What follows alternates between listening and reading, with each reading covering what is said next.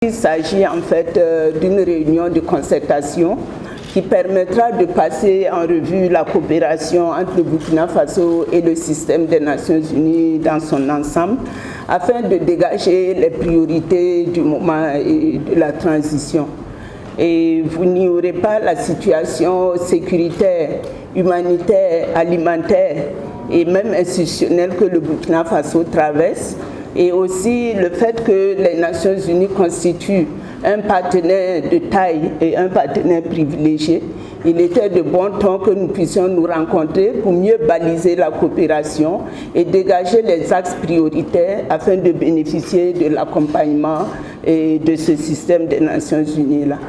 Et pour aller au-delà, la dynamique du moment, c'est que dans les propos des Nations Unies, il se trouve que tous tiennent en fait à la décision que la CEDEAO va prendre par rapport au cas du Burkina Faso.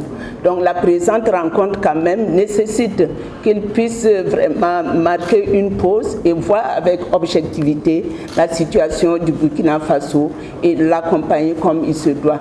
Et vous avez dû suivre dans le discours de Madame la coordonnatrice que l'espoir est permis parce qu'en fait l'amalgame sera écarté et que c'est avec vraiment objectivité que le Burkina Faso sera accompagné dans cette dure situation que vous avez vraiment relevée.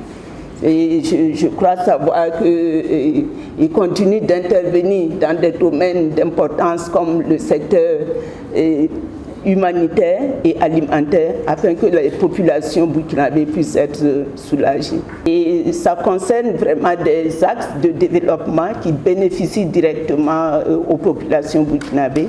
Et quand le bilan est fait, il est vraiment positif et nous souhaitons vraiment que cette lancée-là soit pérenne. Les Nations Unies sont là, continuent à œuvrer dans les secteurs humanitaires, dans les secteurs de développement, dans les secteurs de la paix, dans les secteurs des droits humains. C'est vrai qu'on continue, mais la situation se modifie vraiment jour à jour. Et de plus en plus des besoins sont là. Et donc on veut être sûr que nous sommes dans la bonne voie et voir comment ensemble on peut voir ce que sont les priorités sur lesquelles il faut absolument se focaliser.